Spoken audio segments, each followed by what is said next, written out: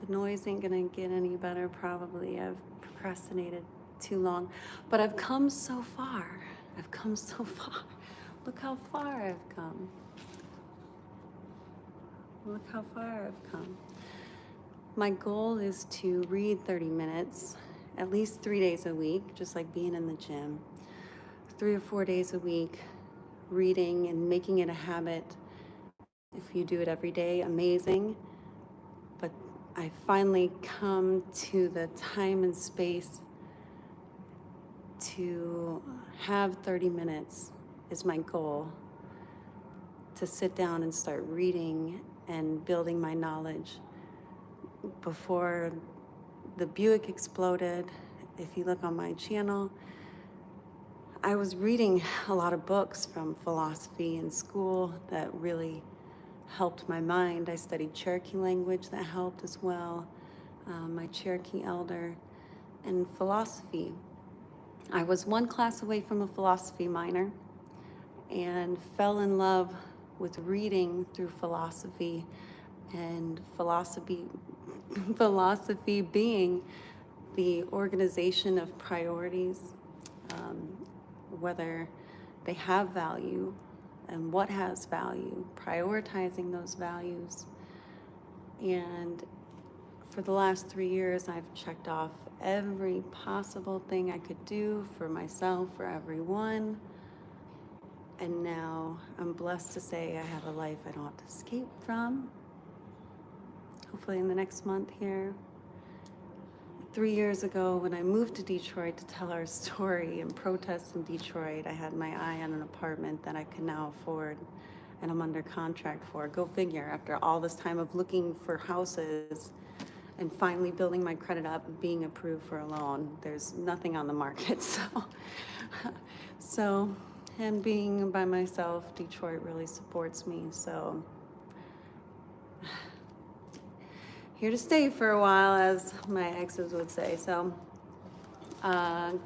getting on with my disciplines. It's 8:26. I hope to read for about 30 minutes, and of course, I got more things to check off my list, so I'm very blessed. My priorities are my gym, my health, my reading, editing my book, and my morning time is the best time to do that. Then you can consider, after all your priorities are done, maybe cannabis can be considered recreational or medicinal, but I think right now, to get my reading disciplines on here and get ready, this is my goal for me, to start reading. So documenting it for myself, have as a reference, and for anyone else. So we got, let's say, if we can, about 30 minutes on the clock, see how far we can get. We have the books today, and I may jump around. I have so many books, and knowledge is power. So the secret teachings of the ages. Maybe when you play this back, maybe it'll be up, right? We'll test that theory. Introduction. Philosophy is the science of estimating values. The superiority of any state or substance over another is determined by philosophy. By assigning a position of primary importance to what remains when all that is secondary has been removed, philosophy thus becomes the true index of priority or emphasis in the realm of speculative thought. The mission of philosophy, a priori, is to establish the relation of manifested things to their invisible ultimate cause of nature. The Science of Mind by Ernest Holmes would say mind. A priori in philosophy, we would say, is above the physical, or above, it has more importance. It is a priori. It is priority above all else. Philosophy, writes Sir William Hamilton, has been defined as the science of things, divine and human, and of the causes in which they are contained. Sekiro, that's a philosopher. The science of effects by their causes, Hobbes. the science of sufficient reasons, Leibniz, the science of things possible, inasmuch as they are possible, Wolff, the science of things evidently deduced from first principles, Descartes, the science of truth, sensible and abstract, de Condillac, the application of reason to its legitimate objects, Tennemann, the science of the relations of the knowledge to the necessary ends of human reason, Kant, that's Immanuel Kant. These are all philosophers and their descriptions of philosophy. The science of science, Fichte, the science of the absolute, von Schelling, the science of the absolute indifference of the ideal and real, von Schelling, or the identity of identity and non-identity, Hegel. Why all my boyfriends would just get confused, right? What are you talking about, Christina? My dad said, leave your philosophy out of your job interview, Christina. I wonder why. The 6 headings under which the principles, the disciplines of philosophy are commonly classified are metaphysics, which deal with such abstract subjects as cosmology, theology, and the nature of being. Logic, which deals with the laws governing rational thinking, or, as it has been called, the doctrine of fallacies. Ethics, which is the science of morality, individual responsibility, and good character, concerned chiefly with an effort to determine the nature of good. Psychology, which is devoted to investigation and classification of those forms of phenomena referable to a mental origin. Epistemology, I was just thinking of this word today, that I say it different every time, which is the science concerned primarily with the nature of knowledge itself and the question of whether it may exist in the absolute form. I also think of the origins of words themselves, consciousness and words, and they must, at least having an intention and vibration. Aesthetics, which is the science of the nature of and the reactions awakened by the beautiful, the harmonious, the elegant, and the noble. I think of Venus when I think of aesthetics. Plato regarded philosophy as the greatest good ever imparted by divinity to man. In the 20th century, however, it has become a ponderous and complicated structure of arbitrary and reconcilable notions, yet each sustained by almost incontestable logic. The lofty theorems of the old academy, which Iamblichus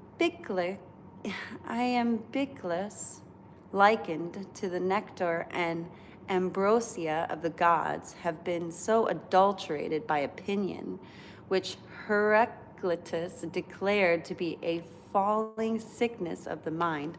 So these are philosophers again, describing how we've fallen out of our philosophy and our respect for philosophy.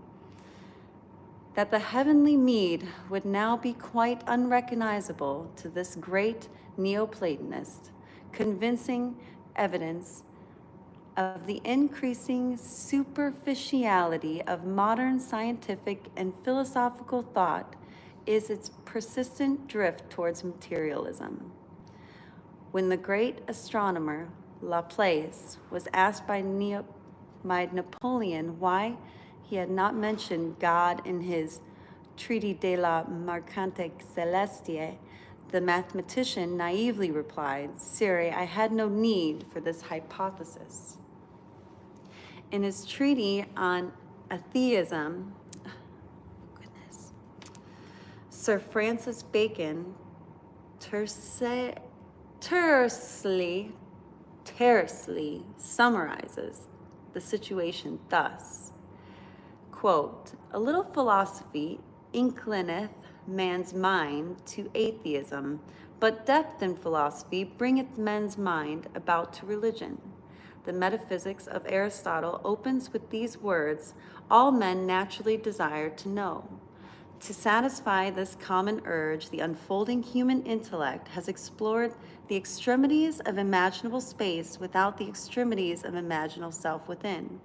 Seeking to estimate the relationship between the one and the all, the effect and the cause, nature and the groundwork of nature, the mind and the source of the mind, the science and the substance of the spirit, the illusion and the reality, An ancient philosopher once said, "He who has not even a knowledge of common things is a brute among men. He who has accurate knowledge of human concerns alone is a man among brutes." But you know, all the men I've dated might have been brutes. Not all of them. Always physically capable. I might be capable with my mind, but they were more physically capable. But he who knows all that can be known by intellectual energy is a man among men, is a God among men. He who knows all that can be known by intellectual energy is a God among men. Now, who's that? Man's status in the natural world is determined, therefore, by the quality of his thinking. He whose mind is enslaved to his bestial instincts is philosophically not superior to the brute. He whose rational faculties ponder human affairs is a man, and he whose intellect is elevated to the consideration of divine realities is already a demigod, for his being partakes of the luminosity with which his reason has brought him into proximity. In his encomium of the science of sciences, Sir Carroll, this philosopher, is led to explain, O philosophy's life's guide, O searcher out of virtue and expeller of vices, what could we and every age of men have been without thee? Thou hast produced cities, thou hast called men scattered about into the social enjoyment of life. And philosophers bringing us back to our groundedness, coming away from vices, appreciating life, finding purpose behind life, a philosopher. The lover of wisdom, philosophia. In this age, the word philosophy has little meaning unless accompanied by some other qualifying term. The body of philosophy has been broken up into numerous isms, more or less antagonistic, which have become so concerned with the effort to disprove each other's fallacies that the sublimer issues of divine order and human destiny have suffered deplorable neglect. Just deplorable. The ideal function of philosophy is to serve as the stabilizing influence in human thought. The virtue of its intrinsic nature, it should prevent man from ever establishing unreasonable codes of life. Philosophers themselves, however, have frustrated the ends of philosophy by exceeding in their gathering those untrained minds who they are supposed to lead in the straight and narrow path of rational thinking, to list and classify any but the more important of the now recognized schools of philosophy is beyond the space limitations of this volume. The vast area of speculation covered by philosophy will be appreciated best after a brief consideration of a few of the outstanding systems of philosophic discipline which have swayed the world of thought during the last 26 centuries. Part of my philosophy in knowing that I don't know everything, I need to read, to know, to learn. The Greek school of philosophy had its inception with the seven immortalized thinkers upon whom the first conferred the appellation of Sophos the wise. According to Diogenes Laertius, these were Thales, Solon, Chilon, Pictus, Bias, Celeobulos, and Periander. These must be names. Water was conceived by Thales to be the primal principle or element upon which the earth floated like a ship. The earthquakes were the result of disturbances in this universal sea. Since Thales was an Ionian, the school perpetuating his tenets become known as the Ionic. He died in 546 BC, or before the Common Era, and was succeeded by Anaximander, who his turn was followed by Anaximenes, and now I feel like Cat in the Hat, Anaxagoras and Archelaus, with whom the Ionic school ended. Anaximander, differing from his master Thales, declared measureless and indefinable infinity to be the principle from which all things were generated.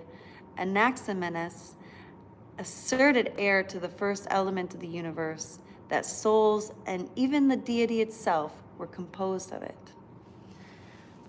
I think these letters and these words themselves are powerful, more than thinking of them as names, but I think they're like a generative type thing.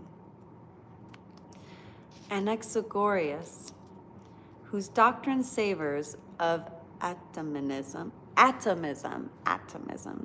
whose doctrine savors of atomism, I'm guessing like a materialism, held God to be an infinite self-moving mind, that this divine infinite mind, not enclosed in any body, is the efficient cause of all things, out of the infinite matter consisting of similar parts, everything being made according to its species by the divine mind, who when all things were at first confusedly mingled together, came and reduced them to order.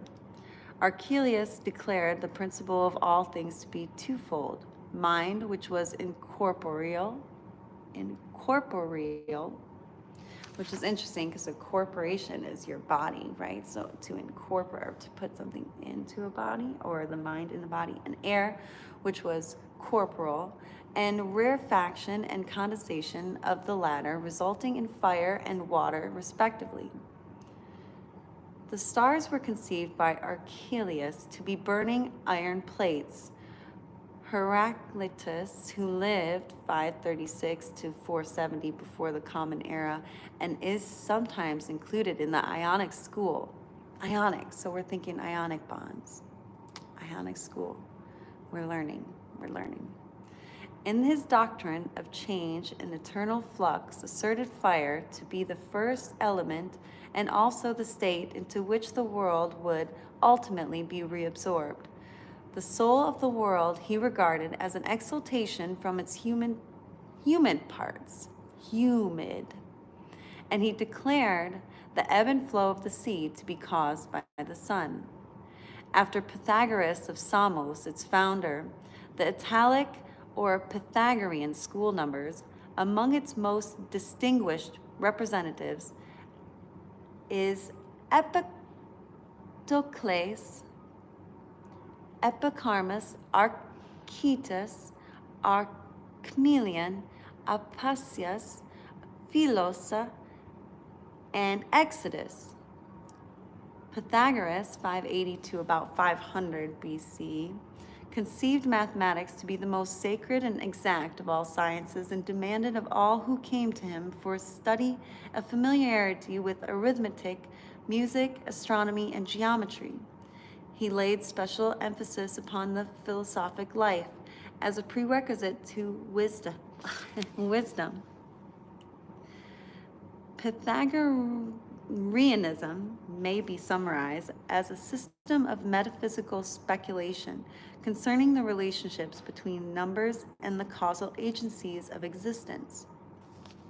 This school also first impounded the theory of celestial harmonics, or the music of the spheres.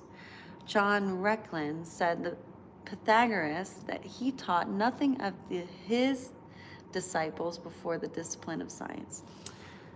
Pythagoras, he had taught nothing to his disciples before the discipline of silence. Silence being the first rudiment of contemplation.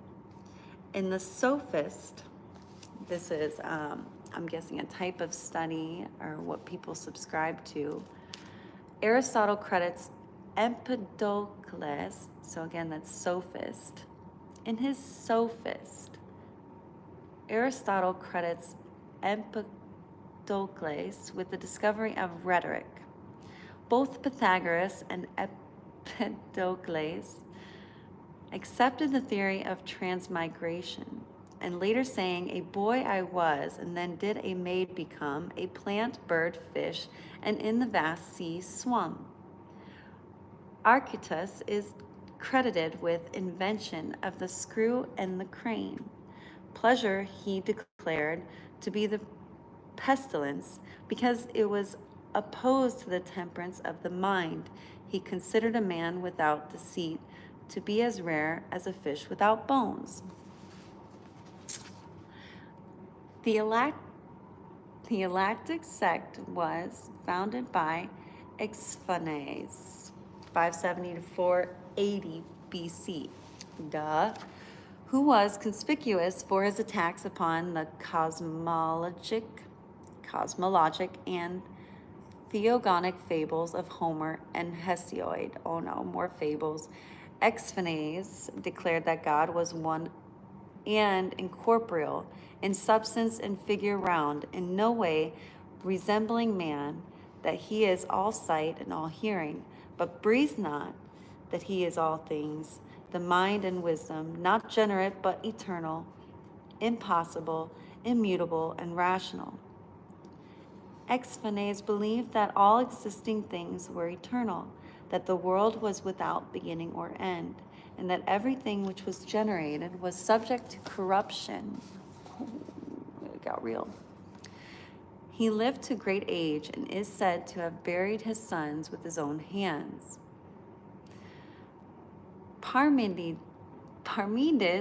studied under Exphanes, this name, but never entirely subscribed to his doctrines.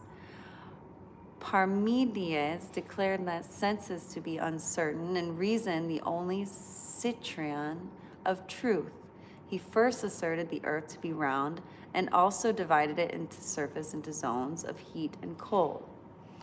So we're going through layers of philosophers and their successions and their successors. Milesius, who was included in the Elactic school, held many opinions in common with Parmenides. He declared the universe to be immovable because, occupying all space, there was no place to which it could be moved.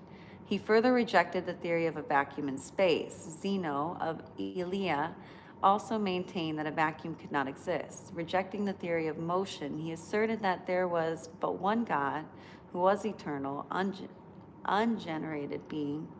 Like Exphanes, he conceived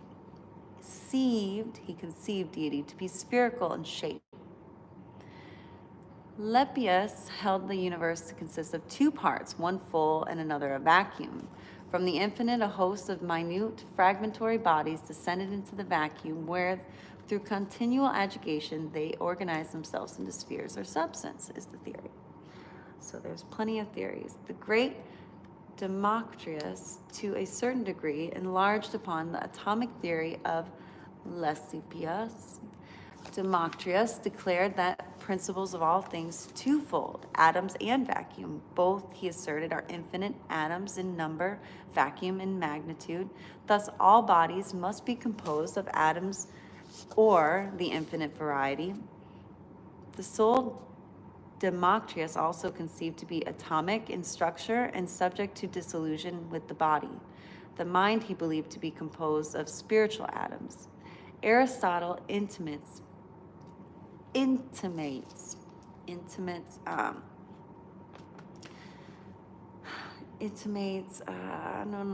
saying this wrong. I want to say like copies. That Demetrius obtained his atomic theory from Pythagorean doctrine of the monad. Among the Elactics, the monad being, I guess, something that Pythagorean had written, it's in italics here. Among the Elactics are also included Protagoras and Anaxagoras. Socrates, a familiar name, 469 to 399 before the Common Era. So we're getting closer to that beginning point, or where we find the story of Christ later on. We're still 400 years out, though. The founder of the Socratic sect, being fundamentally a skeptic, did not force his opinions upon others, but through the medium of questionings caused each man to give expression to his own philosophy. According to Plutarch, Socrates conceived every place as appropriate for teaching, in that the whole world was a school of virtue. He held that the soul existed before the body, and prior to immersion therein was endowed with all knowledge, that when the soul entered into the material form it became stupefied, but that by discourses upon sensible objects it was caused to reawaken and to recover its original knowledge. On these premises was based his attempt to stimulate the soul power through irony and inductive reasoning. It has been said of Socrates that the sole subject of his philosophy was man. He himself declared philosophy to be the way of true happiness, and his purpose twofold: to contemplate God and to abstract the soul from corporeal senses. Again, this is Socrates. The principle of all things he conceived to be three in number: God, matter, and ideas. The God, he said, that he is I know not, what he is not I know. Matter he defined as the subject of generation and corruption. Idea as incorruptible substance, the intellect of God. Wisdom he considered the sum of the virtues. Among the prominent members of Socratic sect were Xenophon, all these names. Should I just show it to you? Eschines, Crito, Simon, Glauco, Simias, and Gebes. Professor Zeller, the great authority on ancient philosophies, has recently declared the writings of Xenophon relating to Socrates to be forgeries. When the clouds of Aristophanes, a comedy written to ridicule the theories of Socrates, was first presented, the great skeptic himself attended the play. During the performance, which caricatured him seated in a basket high in the air studying the sun, Socrates rose calmly in his seat, the better to enable the Athenian spectators to compare his own unprepossessing features with the grotesque mask worn by the actor impersonating him. The Elean sect was founded by Phaedo of Elis, a youth of noble family who was bought by his slavery at the instigation of Socrates, who became his devoted disciple. Plato so highly admired Phaedo's mentality,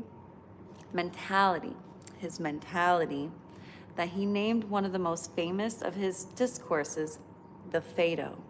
Phaedo was succeeded in his school by Philistines, who in turn followed by Menedemus. On the doctrines of Elean sect, little is known. Menedemus is presumed to have inclined toward the teachings of Stilpo, and that when he was set free, thus intimidating that most men were enslaved to their opinions. Menedemus was apparently of a somewhat belligerent temperament and often returned from his lectures in a badly bruised condition. The most famous of his propositions is stated thus: that which is not the same is different from that which it is not the same. This point being admitted, Menedemus continued: to benefit is not the same as good, therefore good does not benefit. After the time of Menedemus, the Elean sect became known as the Erectrian. Its exponents denounced all negative propositions and all complex and obtrusive theories, declaring that only affirmative and simple doctrines could be true. So this is leading us back to something as a belligerent drunk philosopher would have a lot less purpose in his philosophy. Makes sense. But at the same time, he's not wrong that good doesn't always benefit, or you don't always get benefits out of being good. or the good doesn't always bring benefits. To benefit is not the same as good, therefore good does not benefit. Now, this sounds like a martyr to me. Like he's just saying, he's just associating benefits, and you could use another word, right? The Megarian sect was founded by Euclid of Megara, not the celebrated mathematician, a great admirer of Socrates. The Athenians passed a law decreeing death to any citizen of Megara found in the city of Athens. Nothing daunted, Elucid donned women's clothing and went at night to study with Socrates. After the cruel death of their teacher, the disciples of Socrates, fearing a similar fate, fled to Megara, where they were entertained with great honor by Elucid. This is a person. The Megarian school accepted the Socratic doctrine that virtue is wisdom, adding to it the ellactic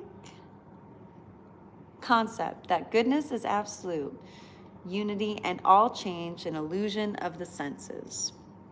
All goodness is absolute unity, and all change an illusion of the senses.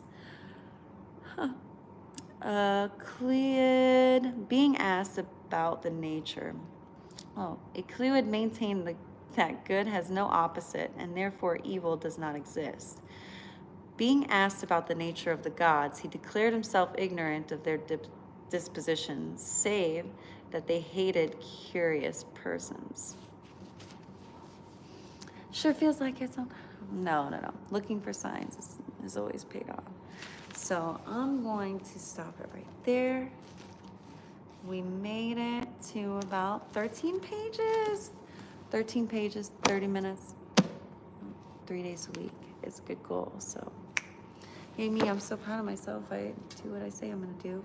I had a little bit of light, even though it got dark. And I'm so proud of myself. Yay, I win. Yay, self-esteem. And now I have to stop it without hurting anything. And okay, I think I found the end button. Love and light. Check out all my cool stuff.